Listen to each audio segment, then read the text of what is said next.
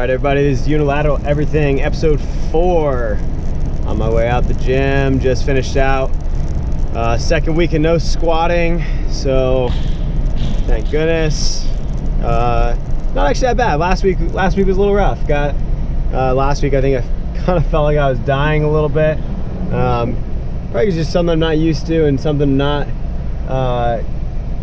exactly great at. So I think it's been a humbling experience trying to get stronger on some single leg and single arm lifting.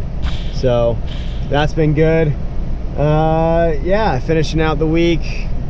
Nothing new really compared to last week. A couple more sets, a little extra volume. But overall, weights that I've been using about the same. Was able to do same weight on stuff like reverse lunges, split squats. Actually, really interesting one was that my single leg deadlift weights went down by about 20 pounds. So yeah, last week talked a little bit about a knee issue. Obviously a lot of it's been brought up because of a knee problem that I was in physical therapy for, and so dealing with that and figuring out how to work a lot of that physio stuff into my rehab and into my training, just to balance things back out. And so last week I had some weird, I guess, inflammation that was building up in my right knee. It kind of protruded anytime I squatted or broke a 90-degree angle at the knee. Talked to my physical therapist. They said, hey, it's just some swelling.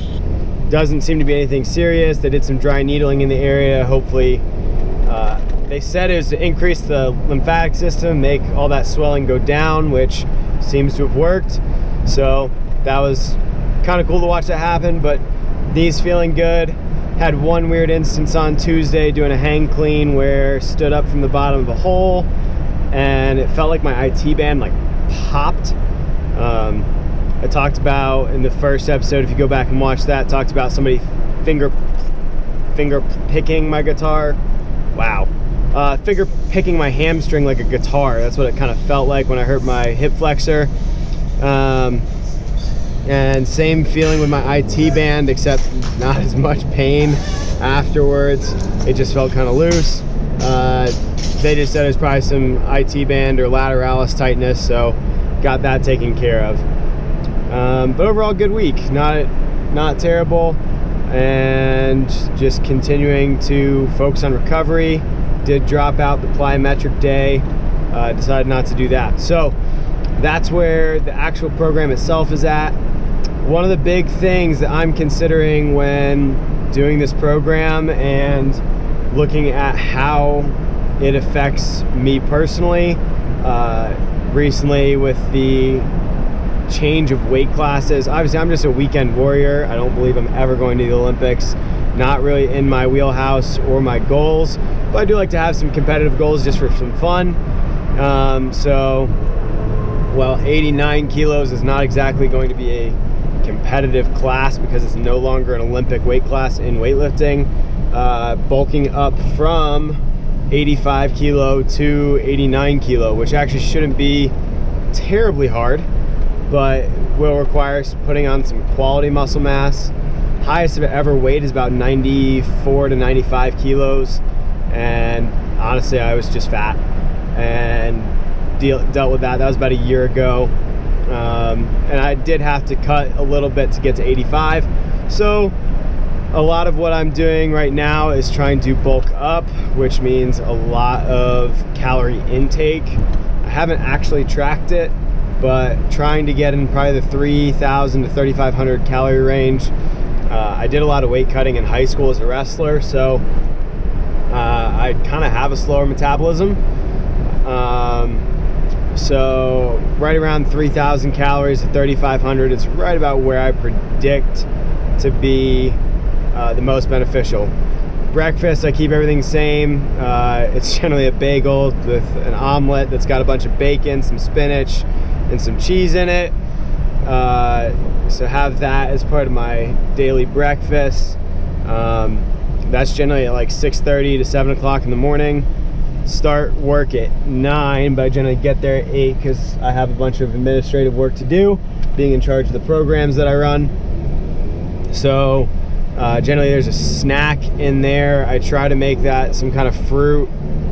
This week it was a lot of watermelon because my mom had cut up a watermelon, and fruit's been going bad recently, so trying to eat that before it goes bad. Been eating a lot of fattier meats, so a lot of beef and a lot of pulled pork. Somehow my family ended up with tons of pulled pork, and because I live at home, they weren't eating it, so I'm eating it. And yeah, so I've had pulled pork the past 2 weeks, probably almost every lunch.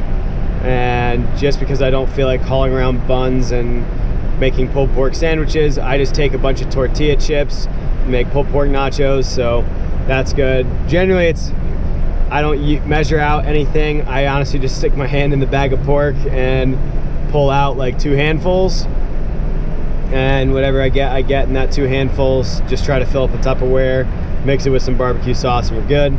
And then a lot of ice cream, which I am a-okay with. I love ice cream. So just trying to really increase the caloric intake, just because if you're trying to gain muscle, yes, I know I'm going to gain a little bit of body fat, but if I can get myself up to probably right around 91 kilos, then I can drop that 2 kilo difference down to 89, and should be able to increase the lifts a little bit and increase performance, hopefully hit some cool things, maybe do well. I may try to do, like I said, American Open Finals in December in Milwaukee, which is where it's slated to be right now. So we'll see. I'll be kind of determining that in the next couple weeks. Next week, gonna go over max contractions, because that's something I actually got out of my right quad this week. So kind of exciting that I could get my quad to not go limp anytime I touch it, which is a story I'll save for next week. But yeah, just kind of getting there. It's developing slowly. Looking forward to week 3 of no squatting to see what happens. And then we'll do a deload week 4 and then introduce some new movements in week 5. So if you've been following along, thanks for joining. I know it's probably a weird thing to document one person who's not exactly an outstanding lifter tracking themselves doing something weird.